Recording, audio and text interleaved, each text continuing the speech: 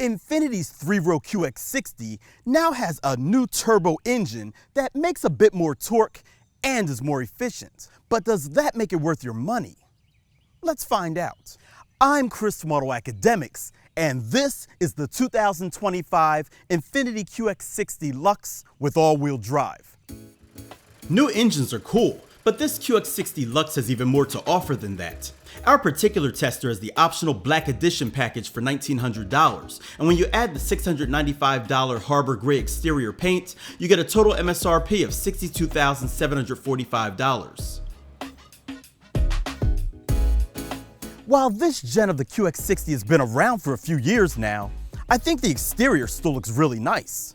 The gray paint looks cool, and it contrasts well with all the black details. As mentioned in the intro, those details are part of the Black Edition package that adds a black front grille with radiant emblem, black roof rails, black rear emblems, 20-inch gloss black finished wheels, black headliner and upper interior trim, welcome lighting, and illuminated kick plate. This car also has remote start.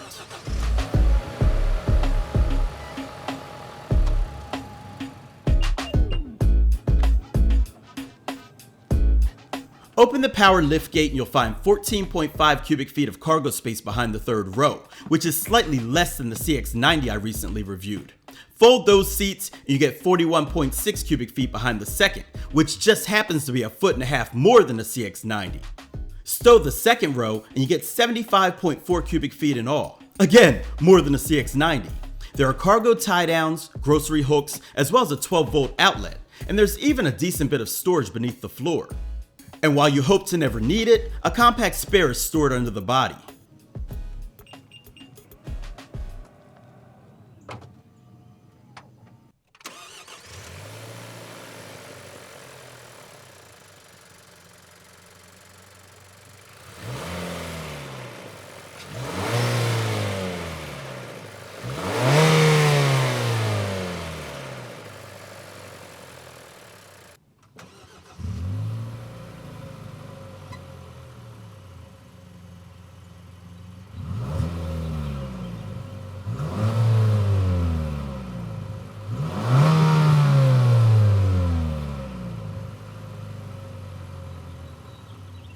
The new power plant is a 2-liter variable compression turbo 4-cylinder engine that makes 268 horsepower and 286 pound-feet of torque.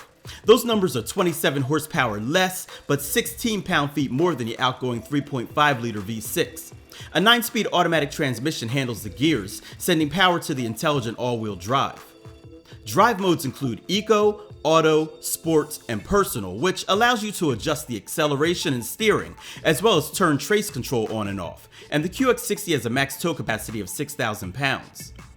Fuel economy has improved with an EPA estimated rating of 22 miles per gallon city, 27 miles per gallon highway, and 24 miles per gallon combined. AutoAcademics achieved 24.2 miles per gallon during testing on the required premium fuel.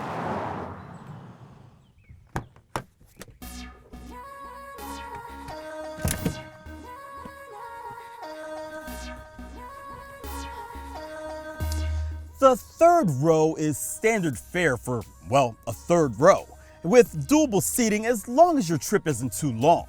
And I applaud Infiniti for not pretending as if you can sit 3 across just for the sake of numbers, because this little tray, while functional for your phone, is not very comfortable to sit on.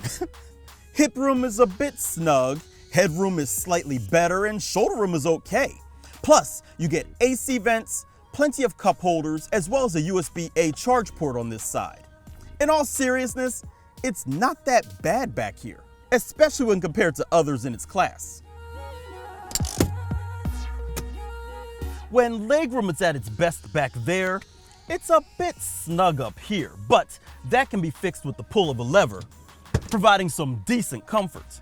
And while stepping height is fairly low, the seats feel a bit raised, giving you a decent view. There isn't a lot of room for a middle passenger, but the floor is flat, allowing for plenty of foot space. Controls for the third zone are here, some more AC vents are up there, the outboard seats are heated, there are manual shades for the windows, a panoramic roof up there, and USB-A and C charge ports are down below. Oh, and cup and bottle holders are in the center armrest and doors.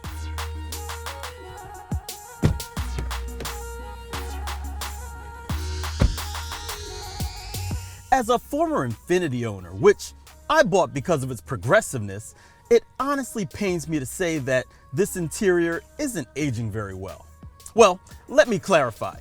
The interior itself looks nice, but all of the user interfaces, i.e. the buttons, switches, controls, screens, software, it's all pretty dated.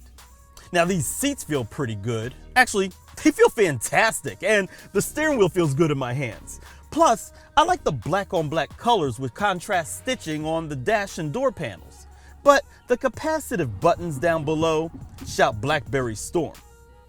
You know, from 20 years ago.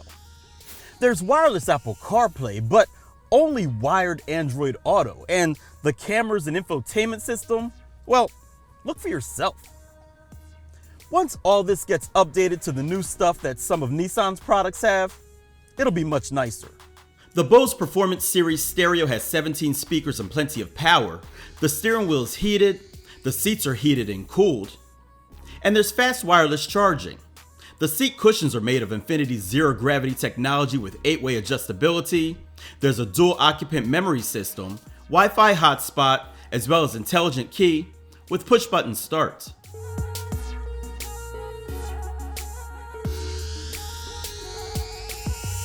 Driver assistance and safety features include Hill Start Assist, front and rear parking sensors, driver attention alert, traffic sign recognition, ProPilot Assist with NaviLink that adds steering assist, speed adjust by route, and intelligent cruise control with stop and hold. There's also predictive forward collision warning and front and rear emergency braking with pedestrian detection, high beam assist, lane departure warning, lane departure prevention, blind spot warning, blind spot intervention, a round view monitor with moving object detection, and rear cross traffic alert. So now that we've addressed all of that, it's time to take it out and see how it drives.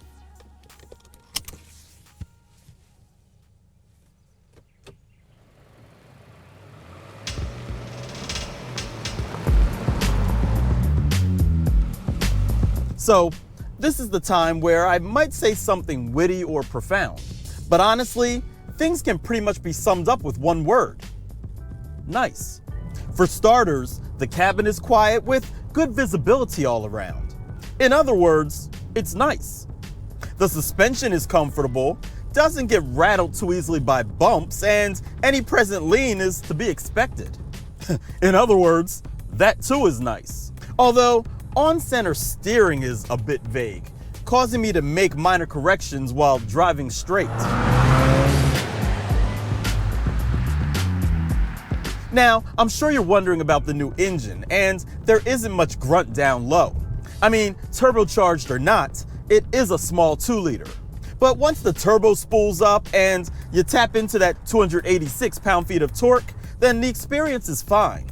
In fact, it's pleasant while cruising around.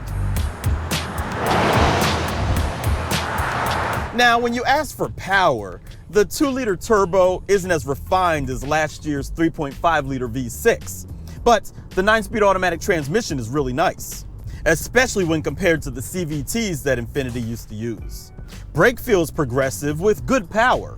And even though this Luxe trim doesn't have a heads-up display, the instrument cluster is bright with plenty of information. Plus, it is available on higher trims.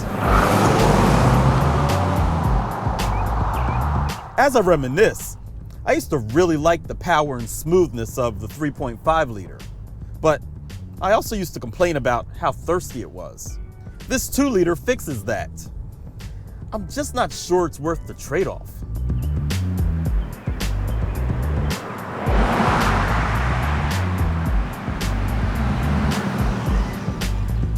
So back to my original question. Is this worth your money?